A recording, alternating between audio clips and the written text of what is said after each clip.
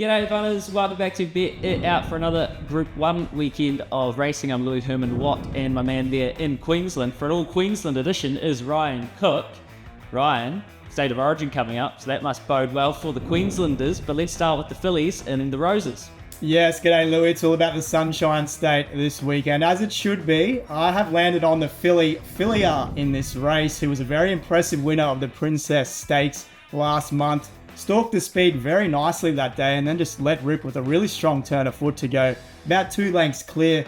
I hate that she's drawn the wide gate here, but she's about a month between runs and I think she's still got some good improvement to come. Loved her recent trial as well, so I think she's going to be tough to beat here. I was pretty excited to see a filly I know well pop up at big odds, Bella Montagna. I thought she was wonderful when she was racing in New Zealand. She's got a turn of foot and she's kicked them in over a mile for her first start for Gay and Adrian in Australia. Up to 2,000 metres now. I think she'll be even more potent in a couple of weeks in the Queensland Oaks. But Bella Montagna, she's definitely a filly to watch at a nice price. The Doomben Cup. What a strange and beautiful race this is, Ryan. You kick us off. Yeah, strange and also confusing. I'm going to play the straight bat here. I'm going to go with Antino, who was so impressive in the Hollandale Stakes. I think you said that a couple of weeks ago that he was a chance in that race, but it also wasn't a race that he was really set for. Relished the wet conditions that day, but in saying that, I think he'll improve here back on a dry track. I don't love the gate, but he's got some nice form third up, and I think he's here to run a huge race, providing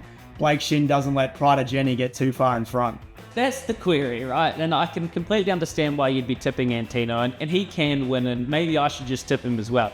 I've always maintained that at Group 1 level in the last year, they might have worked her out, and I don't think the big stable was going to let her away with murder up front. So I'm looking at the Archibald and Wally yards here to really pressure her. Who's that sets it up for is the query. I think I'm landing on Faulkner Park just with a nice enough bit of value. He's racing in form. He's got that really good autumn form behind their Sistina.